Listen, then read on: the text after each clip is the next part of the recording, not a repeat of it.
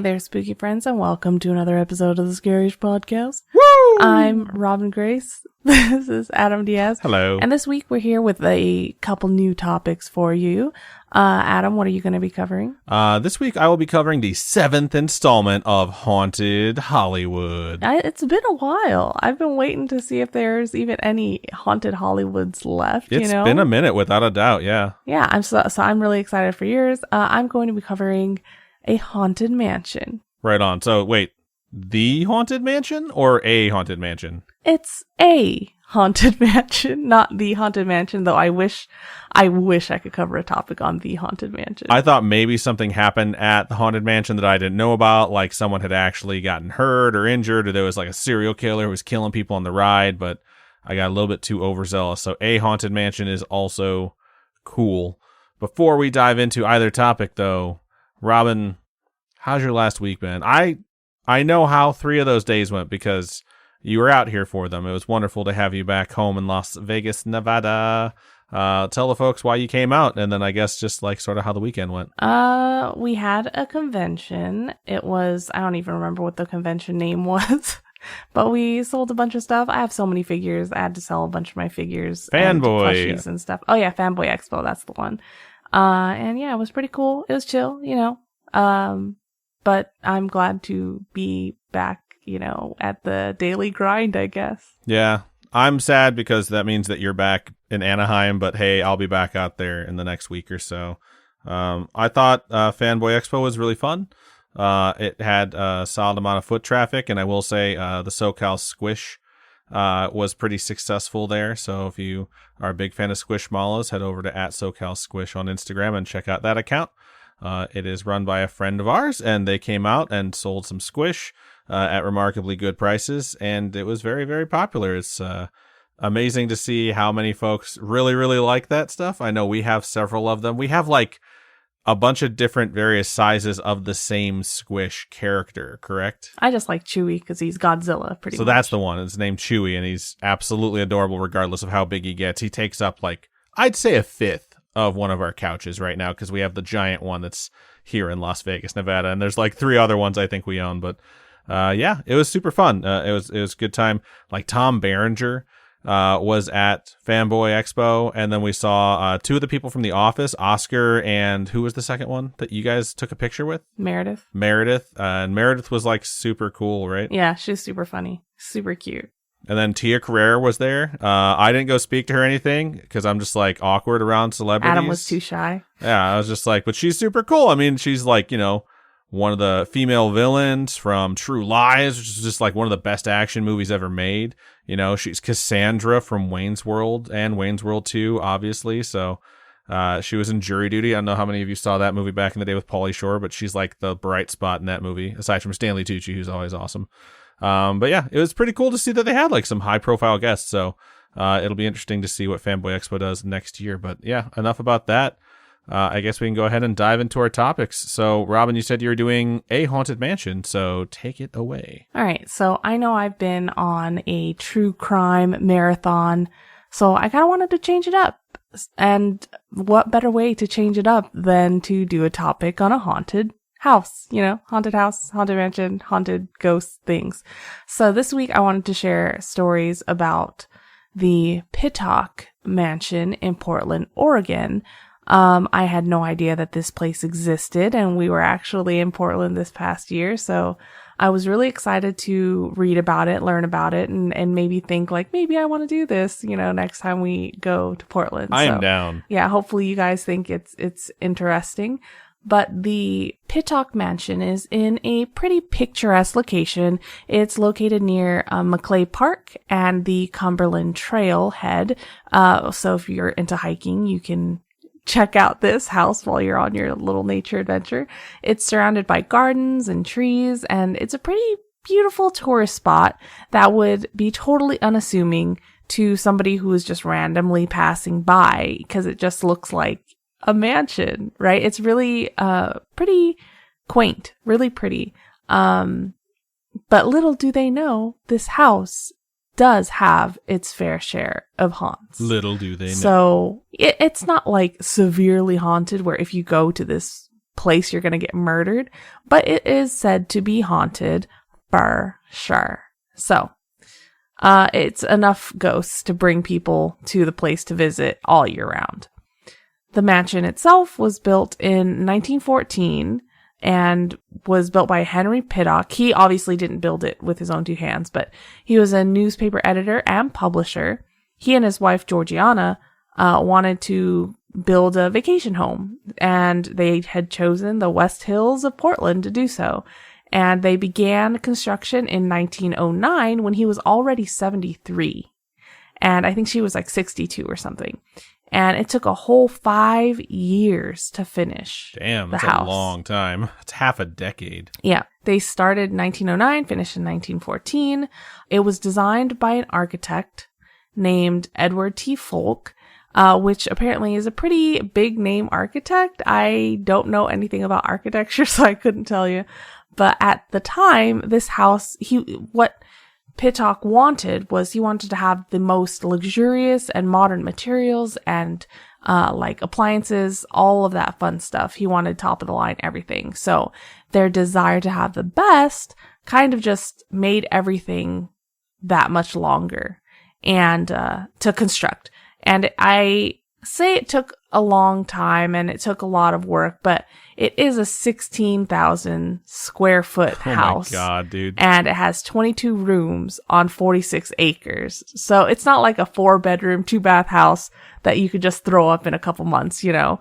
And I mean, now we have supply chain issues and all these other reasons why things take longer than usual. But like, if a 4-bed, 2-bath house was put up in like 2 months, I would be very suspicious of the quality of the build without a doubt. So the fact that it took, I mean, that's a huge house, but still 5 years is significant. So yeah, it's a pretty long time. So yeah, early 1900s, they had intercoms or like telephones that connected all the rooms. They had specialty lighting. They even had individual thermostats and an elevator. And I say elevator, but what it really is like a dumbwaiter, I'm pretty sure. But yeah, this place had a whole bunch of different stuff in a private residence. It wasn't like this was going to all be rented out to a whole bunch of people, you know? But yeah, I don't know. The whole dumbwaiter thing just freaks me out though, because of movies like, Annabelle Creation or TV shows like Haunting at Hill House where the dumbwaiter's just like awful. It's just terrifying. The idea of getting in a dumbwaiter should already be scary, but the fact that they do it as like a means of salvation and then it immediately turns into like what's trapping them is just like claustrophobia mixed in with all those other fears that are happening at the exact same time. Pretty much. The mansion, understandably, became like a high-class hangout for the upper class in the Portland area. Georgiana kind of fit right into the role of hostess and socialite. She tended to her own rose garden, and these gardens were where she loved walking through with her friends. And she even started Portland's Rose Society that held the first ever rose show in 1889. She even inspired the start of Portland's Rose Festival that continues to this day. And apparently there are actual rows of heritage roses that you can walk through that gardeners had planted, like hand planted, to honor her contributions to the city. So I guess this couple did a lot for Portland way back in the day. And I think that's pretty sweet. She also created like the Ladies Relief Society in 1867 and also played a part in the creation of the Martha Washington Home for Single Working Women. Wow. She did a lot to help the community. And I think they just loved helping people that needed it, which I think is pretty amazing. So the mansion is located 1,000 feet above sea level, which is really high. People apparently like going there for bird watching. But there are those that like to just go for the history and of course the nature, like I was saying earlier, hiking, things like that. People definitely go up there. But it's Portland. There's lots of nature. And like I said earlier, it's really picturesque. A lot of the views from this house are absolutely amazing. I think it'd be cool just to go up there just to see the views. So despite all that, we really know what brings all the boys to the yard, and that is the paranormal activity that happens to occur at the house. Spectral milkshakes, my bad. Yes, the spectral milkshakes. Ectoplasm milkshakes, which I would not drink. That would be like a cool marketing thing, though.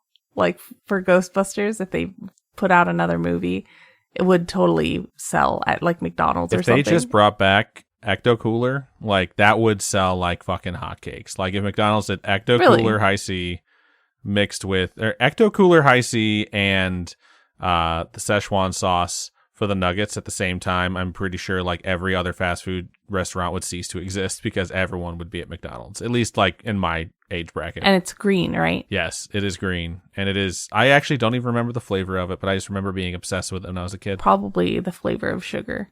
Oh, certainly, yeah. Or maybe lime, because it's green. That's true.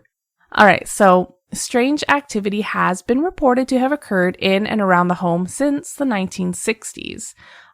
Those that have worked in and around the place, as well as visitors, all claim that the ghosts aren't malevolent, so they don't get negative feelings from them. They kind of just exist there. Like, they do their thing, they don't bother anyone.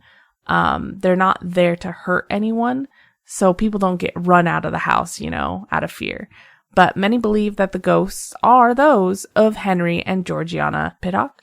In the mansion, visitors report that when entering rooms, they're hit with like this strong scent of rose perfume, which people have attributed to the ghost of Georgiana and her lifelong love of roses. Many are surprised, but none feel any negative energy from the occurrence. So it's like they smell this smell of roses.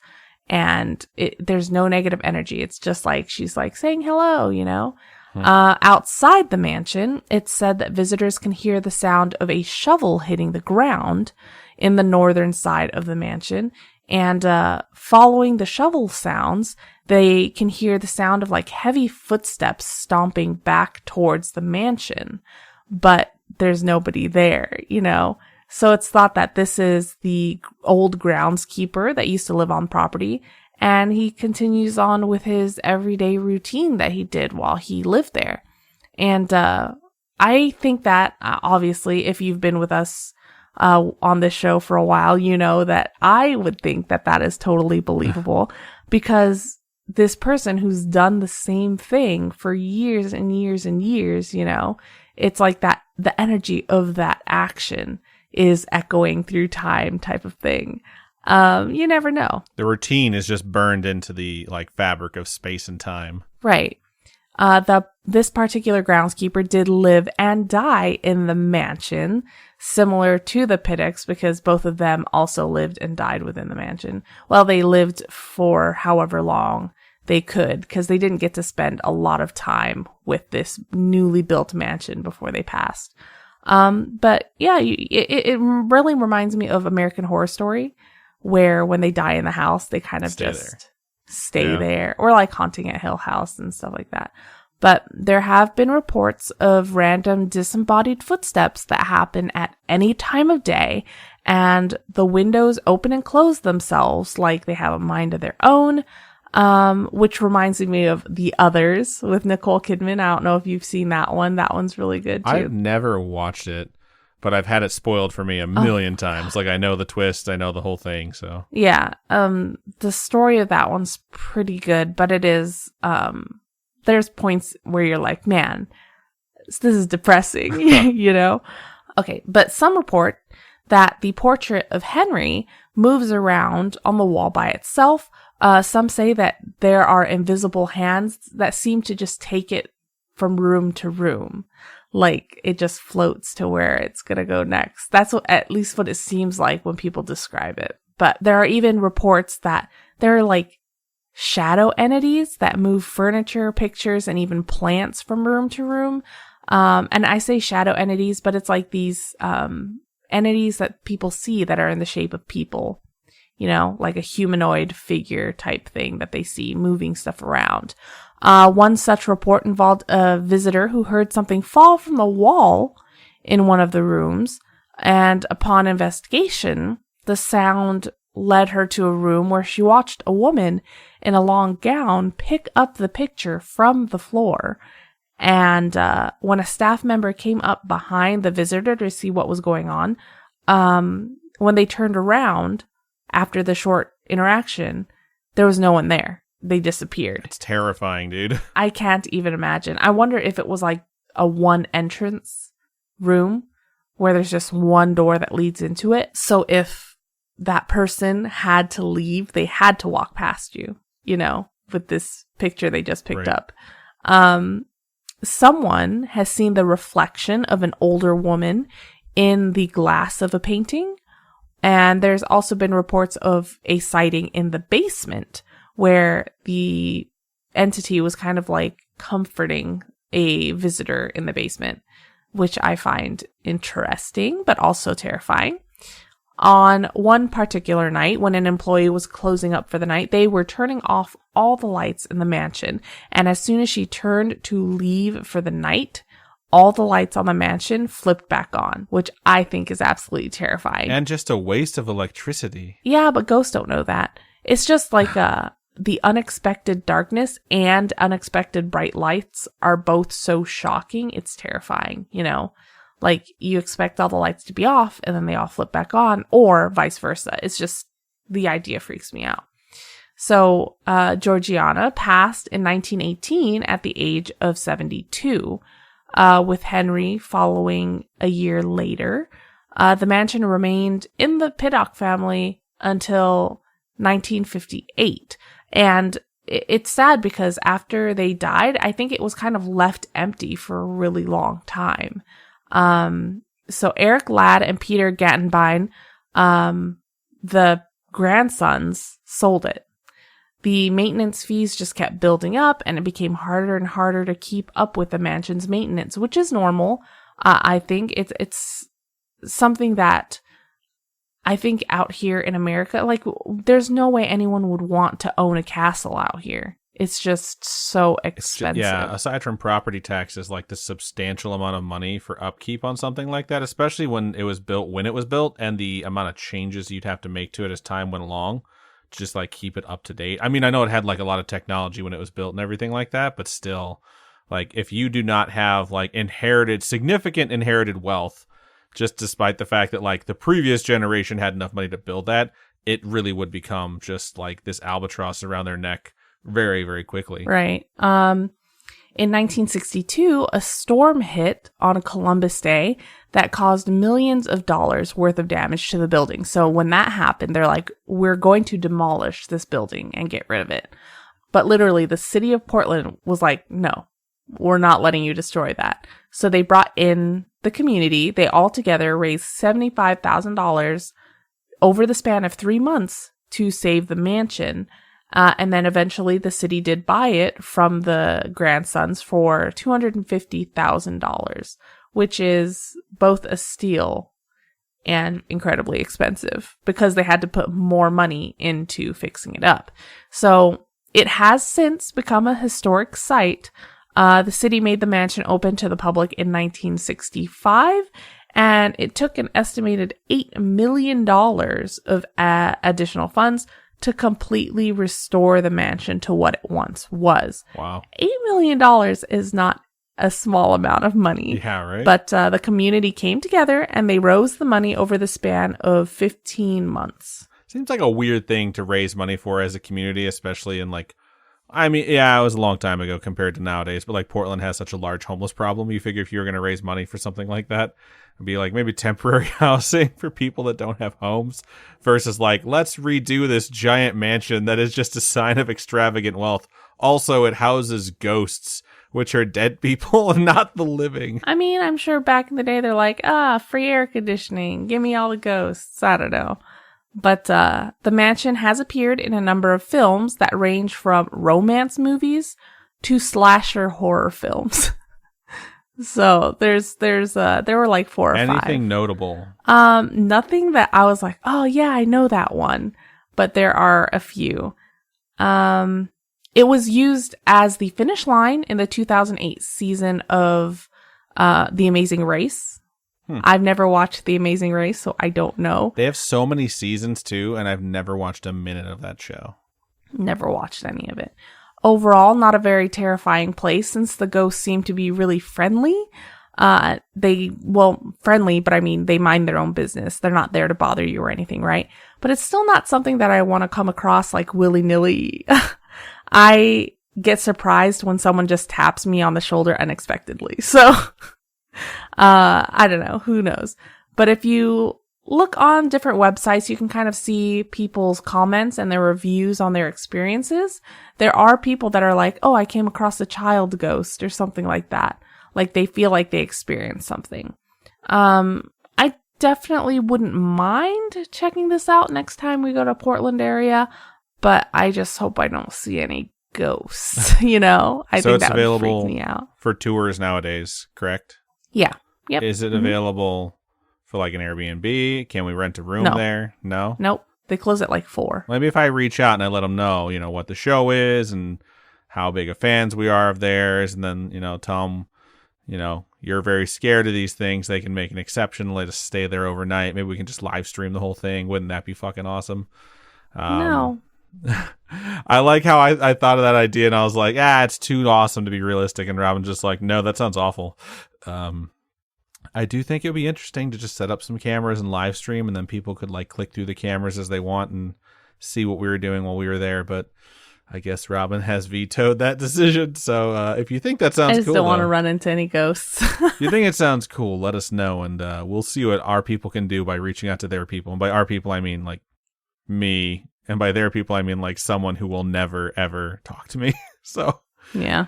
Either way, that's super interesting. And next time we're in Portland, I do think we should check it out. So good topic, Robin. Thanks. All right. So before we move into my topic, we are going to take a really quick commercial break. And we're back. So this week, I really wanted to hit up one of our previous installments. We have several series at this point in the show that we've had multiple installments of. I scrolled through our episode list to find one that sort of would call out to me today. So I saw Death Rituals, Paranormal Games, Fake Apocalypses is still in need of a second installment. EVPs is fun to do. Robin has a segment called Final Destination that I thought about stealing and maybe doing. Which, needs another episode. But then I thought to myself, my favorite is always going to be Haunted Hollywood. And it's a shame I've covered all the ones that I'm really familiar with, the big ones, but maybe there's some new ones. And guess what? There sure as hell was. So really? I present to you, dear listener, Haunted Hollywood 7. And I will say, I have not told Robin what my franchise is going to be for Haunted Hollywood 7, so she's going to be just as surprised as you are. Everyone knows that 7th installments, like Haunted Hollywood 7, 7th installments are always the best, like Harry Potter, Deathly Hallows Part 1, best one, because they barely do anything. It's like a really long camping trip. Who doesn't love that? Wow. Star Wars, had The Force Awakens. Everyone agrees that's the best movie ever made. Oh my God. Obviously, I'm joking. Saw franchise has a ton of movies. Saw 3D was the 7th installment. Everything's better in 3D, except for like anything. Fast and the Furious had they have like a million movies, but number 7 actually was supposed to be a really good one. That's the one where Paul Walker like drives off into the sunset, and it's like this posthumous dedication to him that they filmed like his scenes with his brothers and then like some other guy that was very similar in frame to him, and then like digitally added his face and stuff like that. And I've never seen it. I've heard it's good. Annabelle Comes Home is the 7th installment in the Conjuring franchise, which everyone widely agrees is like good-ish. I've never seen Annabelle Comes Home, so I've actually fallen off quite a bit when it comes to the Conjuring movies, which is sad. I remember seeing The Nun, but I haven't seen several of the newer ones. I did see the newest one, which is The Devil Made Me Do It, but my favorite is still the original. I think the original is the best one. I think the 4th one is also really good. So I figured I'd check in on some of the more recent movies that I've been missing out on when it came to this, especially in the Conjuring franchise. And when I did that, I tripped over some stories about stuff that happened during the filming of the original Conjuring. That's right, folks. This episode of Haunted Hollywood is about The Conjuring. So nice. I love this movie. This is like my favorite horror movie. Honestly, like there was so much stuff for this first one. I was shocked that I hadn't stumbled across this earlier. And then as I was reading some of these interviews, I got an idea of why some of these things haven't come up on my radar yet, but I'll get to that. So this episode's really going to revolve around the first Conjuring movie. So for those of you who don't know, The Conjuring is a movie that was made in 2013. It's very possible you listen to our show, but you've never seen The Conjuring. I do highly recommend it. I think it's a great movie. The franchise as a whole is also pretty good for the most part. They're kind of hit or miss, but if you go on Rotten Tomatoes, it's a fairly solid guide to which ones are going to be good, which ones are going to be middle of the road, and which ones are just not that great. Obviously, The Conjuring was pretty good because it spawned an entire franchise that revolves around the main characters of Ed and Lorraine Warren, who were real-life paranormal investigators, which you most likely have heard of. I say that because we've talked about them quite a bit on our show. At the time the movies came out, Ed Warren had actually been passed away for 7 years, so quite some time. However, Lorraine Warren was alive and collaborated with the filmmakers quite a bit regarding that particular case that is covered in The Conjuring. We've actually covered lots of their exploits. They were present at the investigations of some of the big heavy hitter hauntings that people know about. Amityville is the most notable, I think, the Enfield poltergeist as well, the Perron haunting, which is what The Conjuring is about. We've covered all of those FYI, but specifically the Perron family haunting is episode 114. If you want to go check that out, feel free to do so. I will give a quick recap of what that haunting was so you know what the basis for the movie came from. The Perron family moves into a home that they assume is murder-free. Spoilers, they were wrong.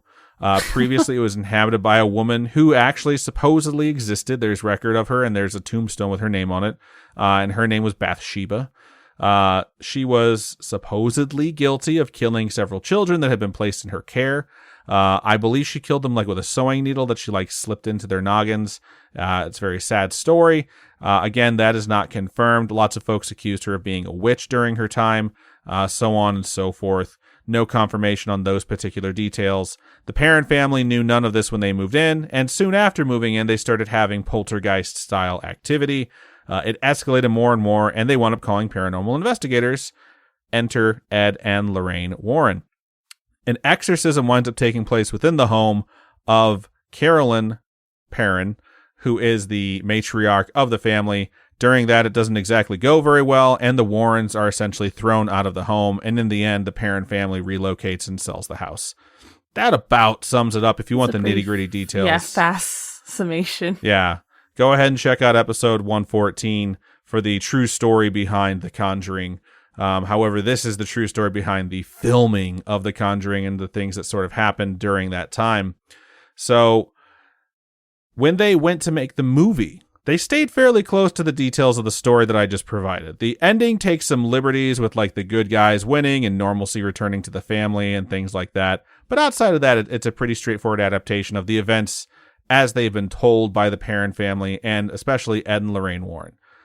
Most haunted house films focus on the family or the individual that is being haunted. But The Conjuring was set up to be told from their perspective, yes, but eventually shift and focus on the perspective of the investigators, Ed and Lorraine Warren, because this is told from, their accounts of what happened.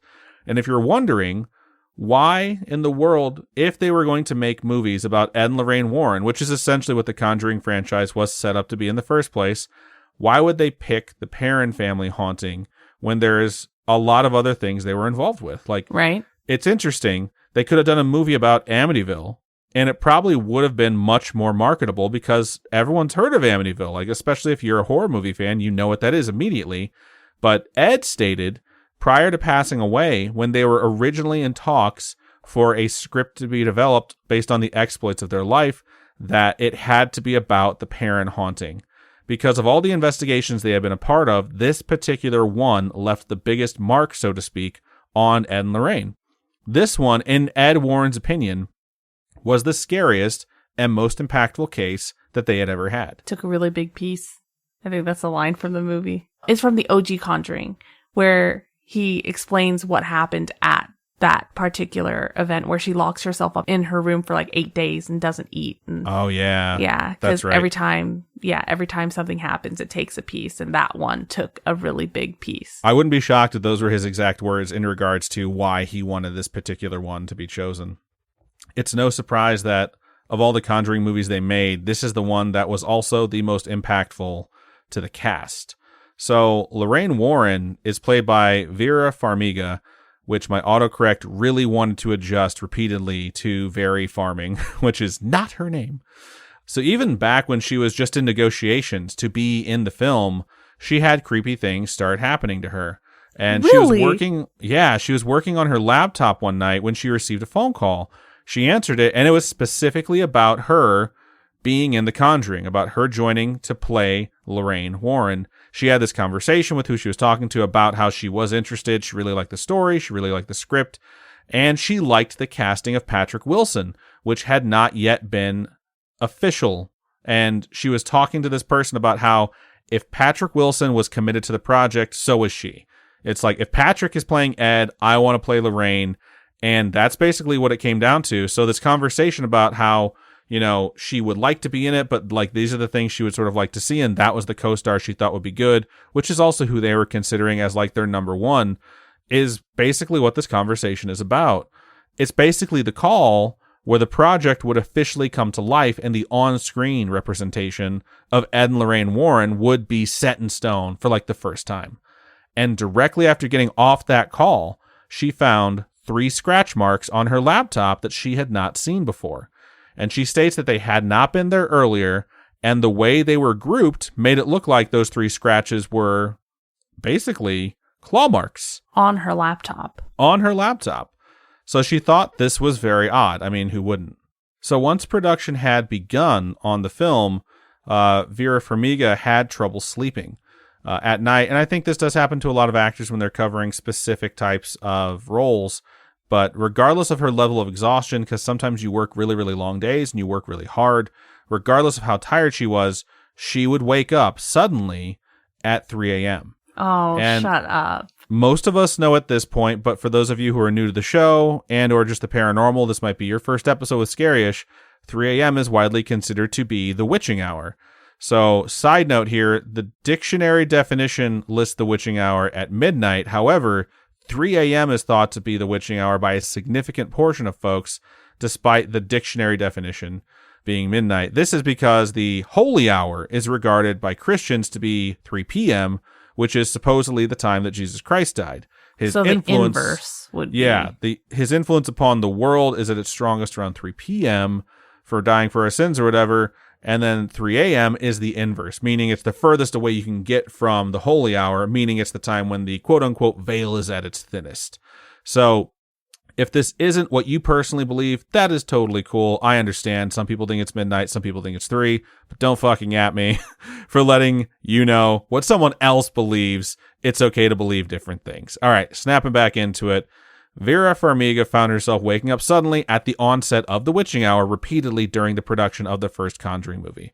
When she awoke one of those evenings, though, she felt a pain in her leg, something that hadn't been there when she fell asleep. So she flipped on the lights, and upon further inspection, she noticed that, you guessed it, she had 3 small scratches grouped up like a claw mark on her thigh. She took a picture of it, and she actually showed it later on in interviews where she was talking about the weird things that happened to her. And I will post that picture of her holding up her phone showing the claw mark on her own leg on our Instagram/Facebook. So if you're interested in seeing that, check out our Instagram and Facebook. Instagram's at Scaryish Podcast. Facebook is facebook.com/Scaryish Podcast. So she herself stated that the marks on her computer were thicker than the ones she found on her leg, so they were slightly different, which is probably for the best, especially for her leg. She spoke to the director about the stuff that was happening to her because how much it creeped her out in general, since it is, you know, a set of things that had never happened to her before, and how significant it seemed to be given the timing and the content of what they were filming. Apparently, it took some time after production wrapped on the movie for her to be able to sleep without waking up suddenly at the witching hour. So it didn't just end when the movie stopped. It took some time for basically her sleeping to return to normal. That's like super creepy. Yeah, like it left an impact on her. It took a toll. I will say though, like sometimes your body develops a habit, whether you want it to or not, and like constantly waking up at 3 a.m. could be one of those things where maybe the first few times it's like, damn it, this is creepy. I don't know why this keeps happening. but then your body just sort of gets used to waking up at that time, and the next thing you know, you're just always waking up at 3 a.m. So the timing of it is definitely odd, but like it's not something that's beyond the realm of possibility. So just wanted to toss that out there. So we should also keep in mind that the Scratch Bandit is an entity that exists. My friend used to get scratches in his sleep too, and when we couldn't find a source, we would just say that he got hit by the Scratch Bandit in the night, and that's where it came from, because that was basically the only thing we could do to explain why he would just suddenly have scratches. People genuinely scratch themselves in their sleep, though, too. Like, I have, like, scraped my own face in my sleep before, and I'm just like, God dang it. It happens to me so often. It's dumb. In the case of my friend, this is Lee, we later found the cause of where his scratches were coming from. He was using his bed as a makeshift table. He would come home and empty out his pockets, like receipts, loose change, and keys, wallet. He'd toss it all onto his twin-sized futon, and then he would later sleep on that without moving anything off of it. So I doubt Vera Farmiga has the same habit, but if she does, hey, I just solved your mystery. You're welcome. I highly doubt that was the case. Her co-star in the movie has something similar as well, and not the one you're thinking of, not Patrick Wilson, Joey King. You may be saying, Adam, I don't know who the fuck that is. That's because Joey King played Christine Perrin, who was one of the younger girls, one of the children of the Perrin family in the movie. She had something happen to her that had the whole cast fairly concerned as well. So really? One of the more notable scenes in the movie is where the mother, Carolyn, is touched by the witch, basically. She has like a deep bruise of like a hand that suddenly just appears because she's essentially been touched by evil, you know?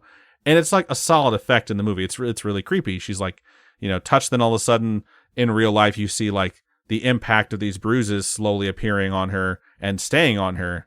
And the thing that's creepy about this is after shooting the film for around 2 weeks or so, Joey King started having bruises appear all over her body and her extremities that there was no explanation for. That's so scary. Yeah, dude. And before you jump in and say like, well, her character gets tossed around a lot in that movie, I have to remind you that she was a child actor and they don't do any stunts. They're not allowed to do any stunts. She wasn't participating in any stunts. So she wasn't having any sort of physical contact that could have caused those bruises.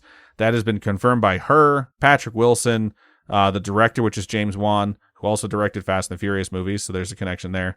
But there wasn't an explanation for where these things were coming from. Even Patrick Wilson, who is relatively skeptical in real life, at least at the beginning of these movies, decided it was something that hit too close to home to really bring up. So in an interview later on, after several of these movies had been made, he brought up the bruising once the information came out about it. In fact, he just sort of brings it up in this interview when they're asking him if anything creepy ever happened on the set of the Conjuring movies. And he says that, yeah, some stuff happened on the first one that was actually kind of scary.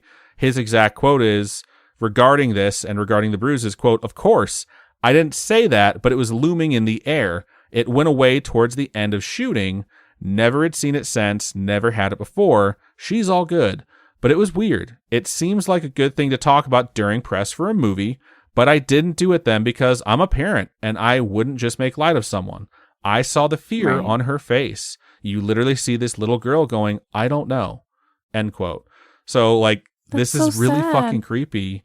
This girl was really like in real life scared, and the cast and crew were like not bringing up the similarity that the bruises were to like the whole signs of possession thing that actually was happening in the movie. So they just sort of didn't mention it. And then they just sort of had this agreement during the press tour, like, we're not going to talk about that because it was just too creepy and it just seemed too real. And later on, when, you know, it sort of came out, they talked about it on different press tours for different movies. And in fact, this interview here is for a different movie that's not part of the Conjuring franchise. But it was just so weird and so real that they just decided, like, we're not going to try and use this to sort of capitalize and like sell the movie or anything like that, because they legitimately knew how scared she was. Patrick Wilson also had something weird happen to him on the set of The Conjuring 2. So this is one of the things that steps outside of the first Conjuring movie.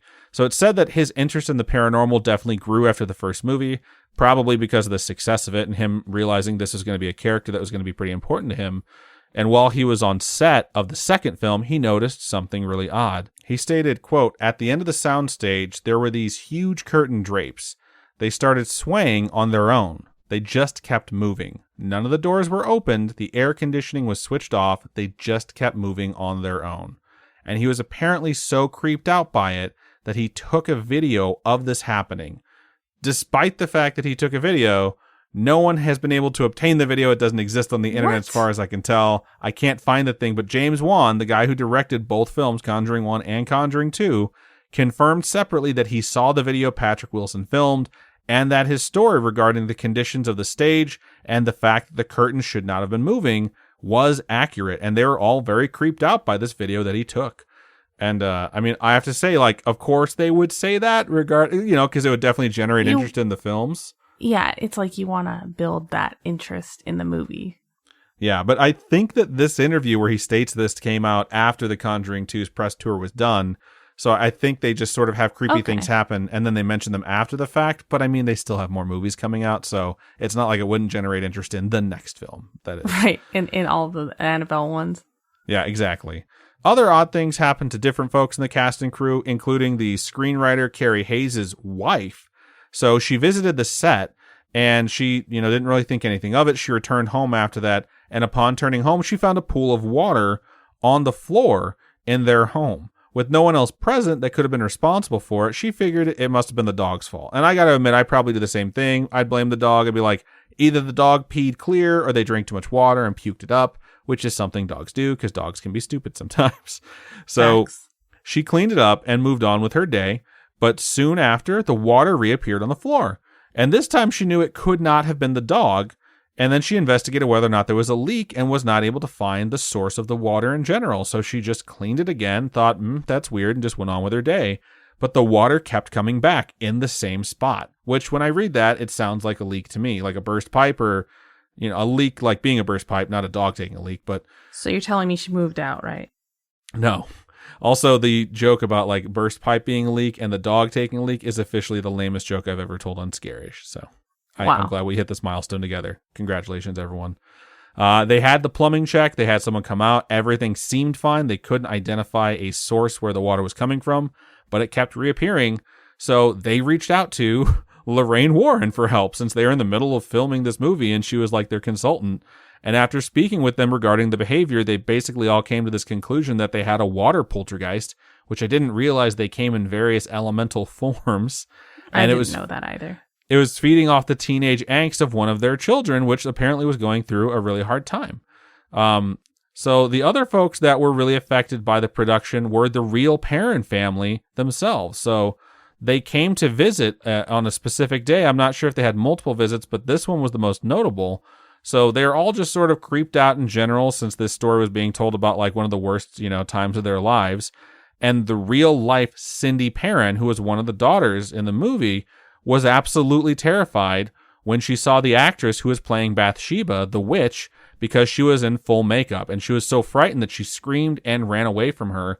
And she grabbed apparently she grabbed onto Patrick Wilson while trembling out of fear.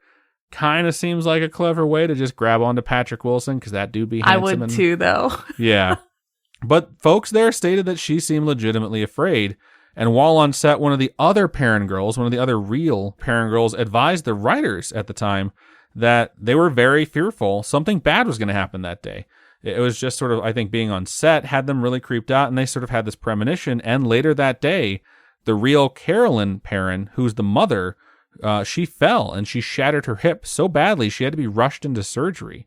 And apparently she wasn't on the set, she was elsewhere. But while they were on the set, this happened, and it's stated that they received a phone call regarding their mother's fall directly after Cindy had her incident of freaking out at the sight of the witch. And right after that, and she finally calmed down, they get this call, they get told their mother's been hurt, and they have to leave the set and go to the hospital. So it was something that had everyone on edge yet again. Outside of that, Patrick Wilson has also claimed in interviews that his own house is haunted, but he does state that he considers that separate from the films. It doesn't have anything to do with it in his eyes. Several folks in his home have apparently claimed to hear Robin's favorite thing in the middle of the night. Disembodied children's laughter. That's despite the fact that there's no children in the home. And he also went to Lorraine Warren for advice on this. And she told him that sometimes children's spirits are just playful. She did not think that this was a malevolent entity. It was just something that was there and just sort of wanted attention and wanted to be played with. But overall, The Conjuring seems to have had quite a few incidents involved with it, especially that first movie.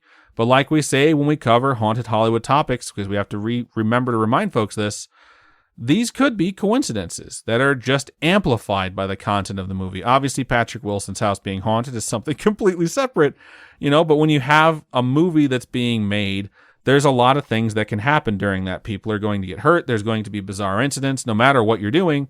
And it doesn't always attach to the content, but sometimes the fear of what you're making, in particular, this very famous haunted house, combining with the random happenstances that are going to happen on any movie set, make it feel like something is cursed, or make it feel like just something in general is haunted.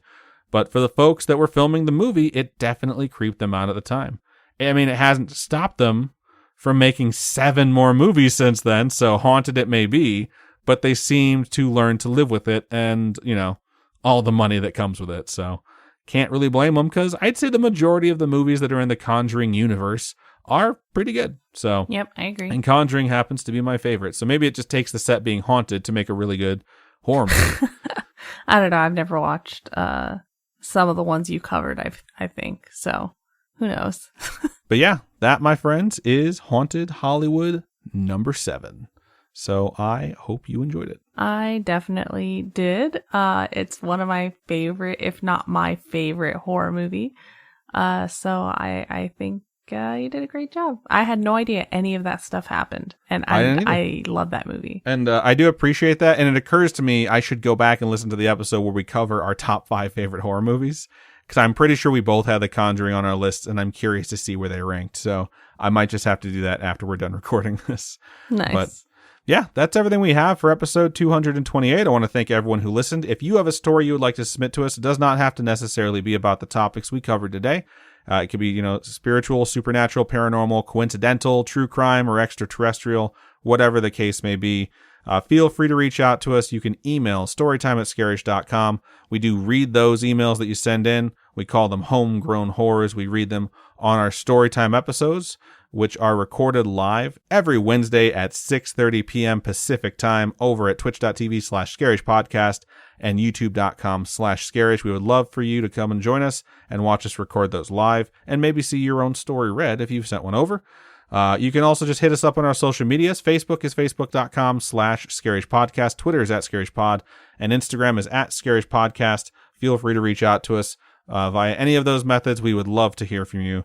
Robin, for folks who would like to donate to us, how can they do so? You can go to patreon.com/ScarayishPodcast, and those are monthly donations. Tiers start at $1. At $1, you get ad-free. So as Adam always says, ad-free is the way to be. And if you're not into the monthly donations, you can also go to coffee, ko-fi.com/ScarayishPodcast, and those are one-time donations. All your donations go to helping us keep the podcast going. So we're really thankful for everybody who has supported us thus far. Yeah, absolutely. So thank you to everyone who supports us in all the different ways you do. It means the world to us. And thank you for listening to this episode. We do sincerely appreciate it. But that is everything for episode 228. So Robin, go ahead and sign us out. Keep on creeping on, and we'll talk to you guys later. Bye.